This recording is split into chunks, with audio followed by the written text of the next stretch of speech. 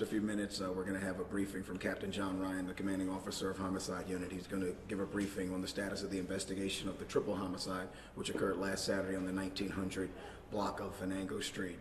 But before we hear from Captain Ryan, we're going to have opening remarks from Police Commissioner Richard Ross. If you can allow the Commissioner to speak, then we'll have Captain Ryan, and then after Captain Ryan speaks, if he can speaks, then we can have some questions, okay?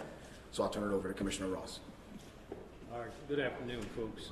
And I will be very brief unless you have questions after the fact. I'm just really here to talk about the great work that was done on the part of Homicide to bring in this particularly violent incident and bring a violent individual to justice.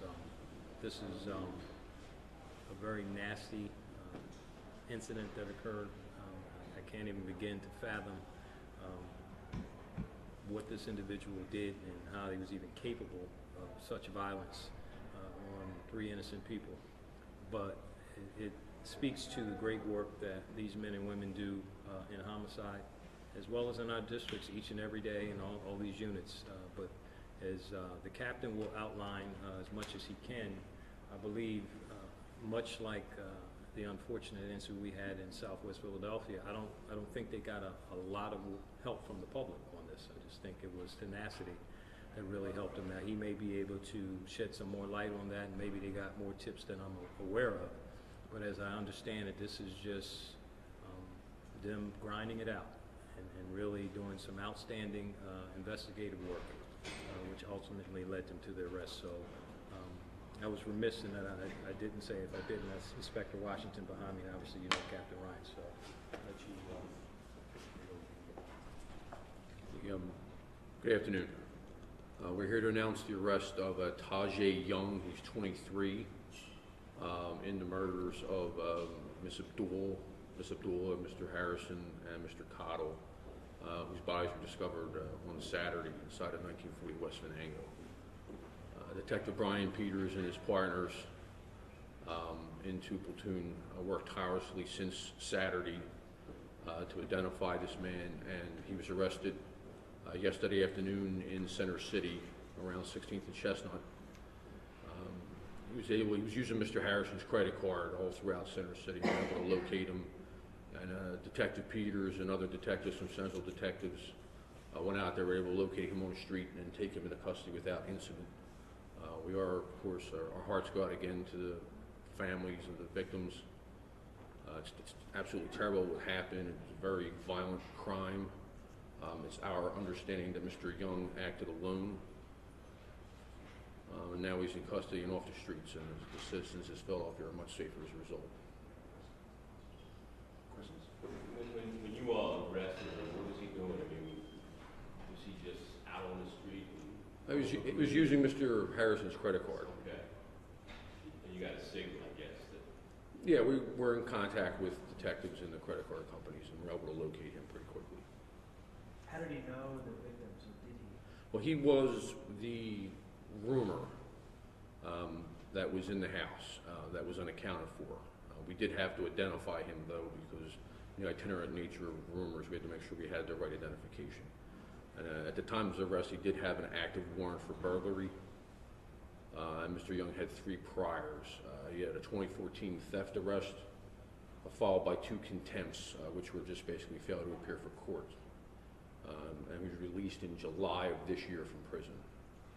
And then he was at times homeless, but he was renting from Mr. Harrison, and it's our understanding that he was being evicted because he wasn't able to pay his rent. Can you spell his first name for us, please? Pardon me. Tahzay Young.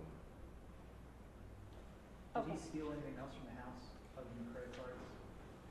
We believe there's a number of other items that are missing, to include televisions and maybe a DVD player. We understand that there was some activity on 19th Street on Monday, possibly a warrant to search for some of those stolen items. Well, we held the house at length to we went back through the house with family members to try to get a feel for what was taken or what was moved or what was handled by the doer. Did he say anything? Did he incriminate himself? Did he confess? Did he? We don't discuss the suspect's confessions. Okay.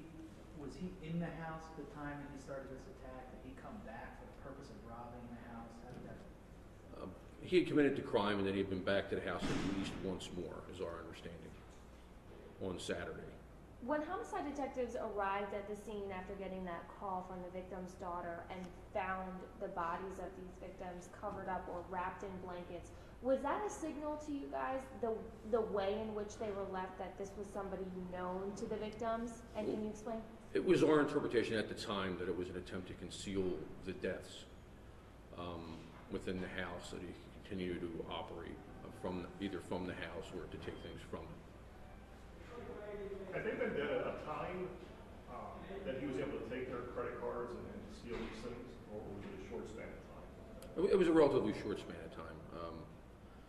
They were possibly killed on Thursday or Friday, and then the bodies were discovered on Saturday. And was the eviction the reason for killing these?